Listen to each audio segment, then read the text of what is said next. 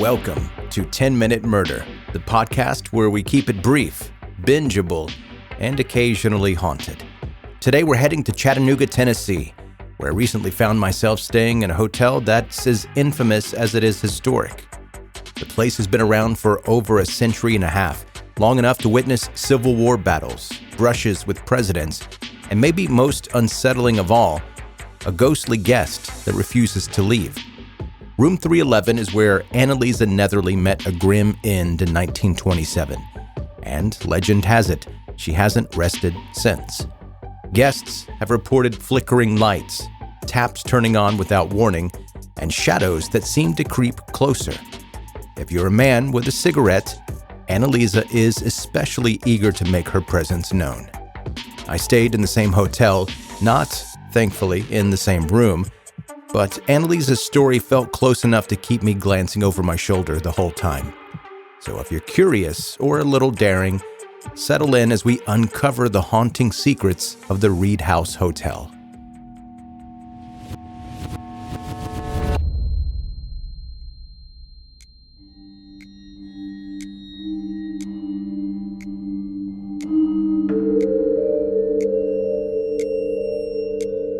Today, I'd like to do something a little different for me.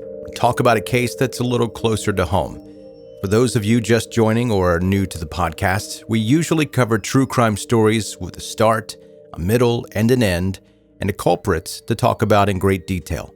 But even though today's case is still a true crime case to a certain extent, I wanted to cover the story because it's a time in my life that I've probably come the closest I ever will, hopefully, to being in an actual real-life historic murder scene. So with all of that being said, where are we going in today's case and what exactly happened? I recently decided to take a trip to look at the pretty fall leaves changing colors, and there are few better places to do that in the South than Chattanooga, Tennessee. I don't live in Chattanooga, but I live close enough that I could make the drive.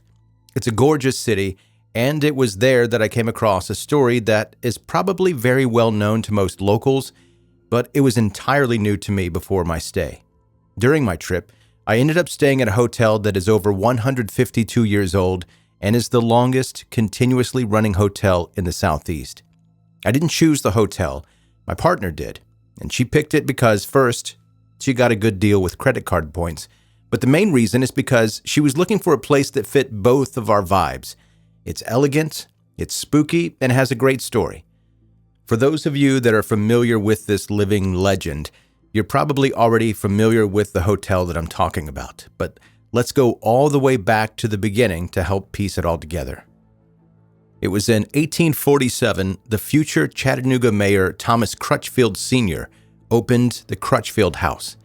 This humble hotel was situated right across the street from the Union Depot, and was an answer to the town's biggest source of business, imports.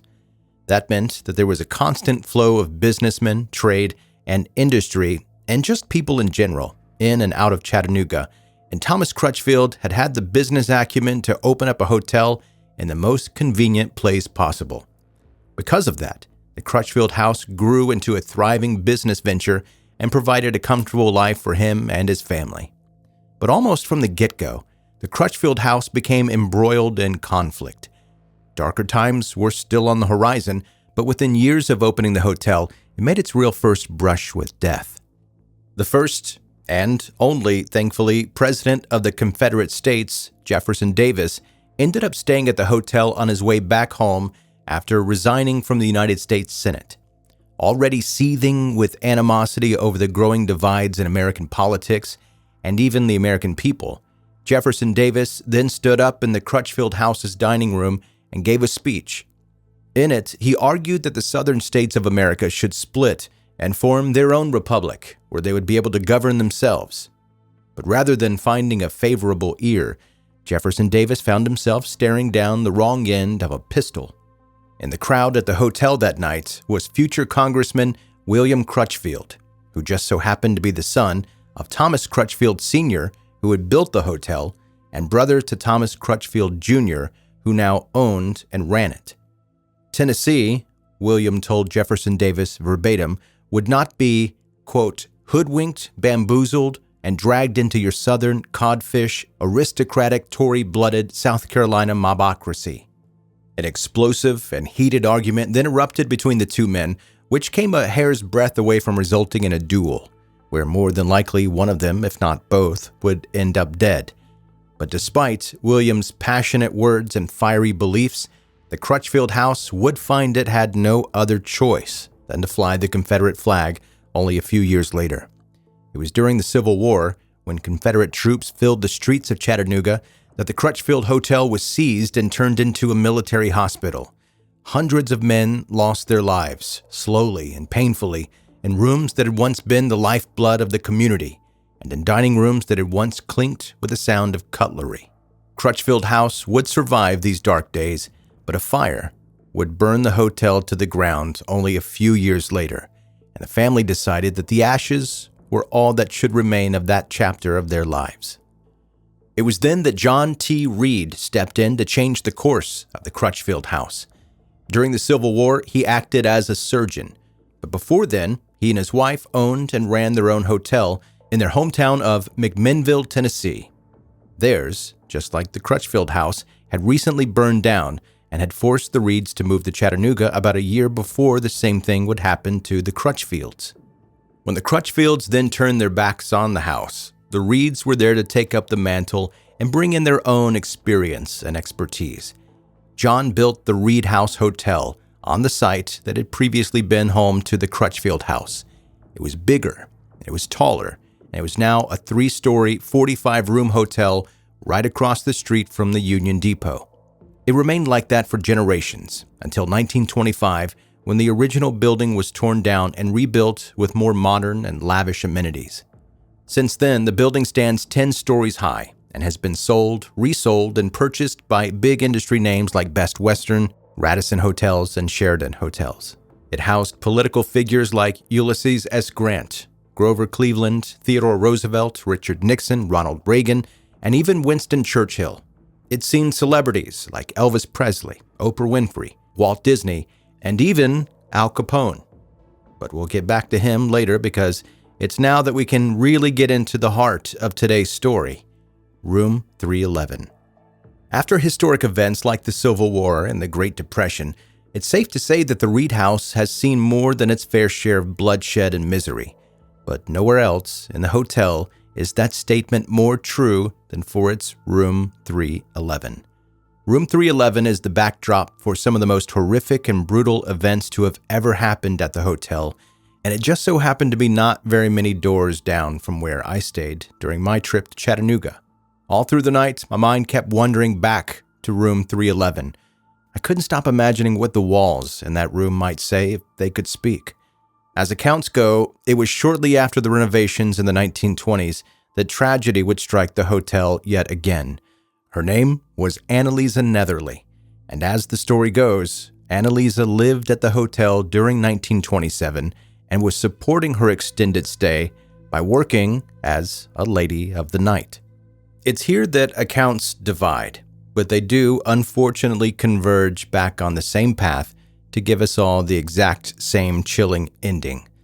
One version of history tells us that Annalisa had been staying at the hotel with her lover when he discovered that she'd been seeing other men on the side. Furious and jilted, her lover, sometimes called her husband, had then come back into their room to find Annalisa soaking in the bath. He grabbed a knife and slit her throat, cutting so deeply that he almost decapitated her. The other version has Annalisa at the hotel with her lover, only for her to discover that he had taken a mistress. Heartbroken, Annalisa then locked herself in their room and had taken her own life. With either version of the story, all that awaited Annalisa in Room 311 was a brutal and bloody death. But that, almost unbelievably, is not where Annalisa's story ends. According to some guests, including Al Capone, who stayed in Room 311 while he was en route to his trial for tax evasion, there's nothing remarkable about the room, or even the bathroom where Annalisa met her end. But for many others, their experience of Room 311 has been entirely different. Many guests end up checking out early, or even asking to move rooms in the middle of the night. They claim that while they're in there, At the scene of Annalisa's cold-blooded murder almost a century before, Annalisa wouldn't let them rest. It's said that Annalisa particularly despises men, especially if they smoke. If a guest matching that description checks in to room 311, Annalisa does her best to antagonize them. Like something out of a Stephen King novel, the lights in the room are said to flicker on and off on their own. Taps will start running seemingly at random. Strange noises and shadowy figures will stalk guests through the night. At reception, instead of giving you a regular key card, hotel staff will hand you an old-fashioned metal key for a manual lock on the room door. They might even tell you that the lock and key help to keep Annalisa in. I personally, and fortunately, did not stay in room 311 when I was at the Reed House Hotel. But that doesn't mean that I didn't feel Annalisa's lasting memory and legacy, stalking the halls or lingering over the hotel like a dark shadow either.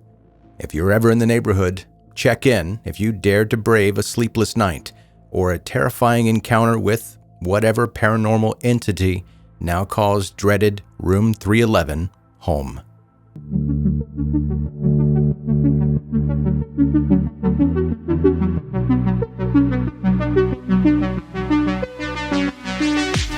That is 10-Minute Murder for today. Brief and bingeable true crime. I'm Joe. That's my name. I'm the host, and thank you for taking the time to listen. All right. Now, if you're a brand new listener, this was a weird episode. I do realize that. They're not all like that. But you can subscribe right now wherever you like to listen to podcasts and check out the back episodes. There are literally hundreds more episodes for you to listen to. Just hit subscribe wherever you like to listen to podcasts. Right, let's talk about the Reed House Hotel for a second.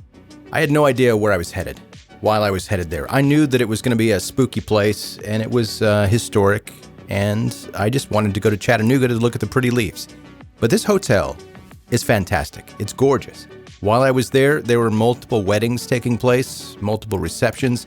Because it's one of those places where you walk in and your jaw just drops. It's like you walk in and it's a whole different era.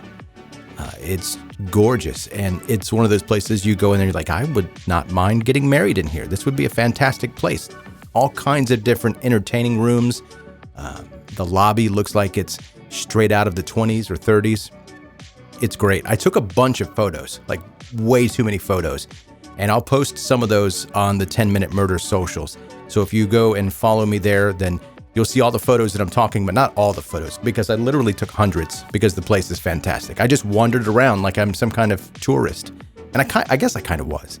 I'd never been there before. I've been to Chattanooga 100 times, but this place I'd never even heard of until now. It's got those big, huge chandeliers, the classy wood accents. There's a library there, historic artifacts. There was even, in some towns, we have these ghost tours where they just kind of walk you around town, telling you all about the historic things that have happened, who's died in the city and things like that. There were multiple rounds of ghost tours that came through there, and that's where I learned some of this information about it. I was just eavesdropping on some of these ghost walking tours. It's incredible. I had a couple drinks in the bar, and the bar looks like you've walked into a speakeasy. But also if a speakeasy had the football game on. Because that's what I did. I just sat and hung out, chilled. I pet a dog, and I watched the football game and had a drink or two. Okay, I'm going to stop gushing about this hotel because I feel obligated to tell you at this point, they're not paying me to talk about it. They don't know I exist. They didn't ask me to come. They didn't know I was there. This is no different than if you were to go check in that place yourself, except I have a microphone and a podcast. Anyway, as I mentioned, make sure you hit subscribe if you have not subscribed to the podcast. Go to 10minutemurder.com for all things related to the podcast. And if you want to send me an email, joe@10minutemurder.com is my email address. And that's going to do it. That is your episode for today. Thank you so much for listening to 10 Minute Murder.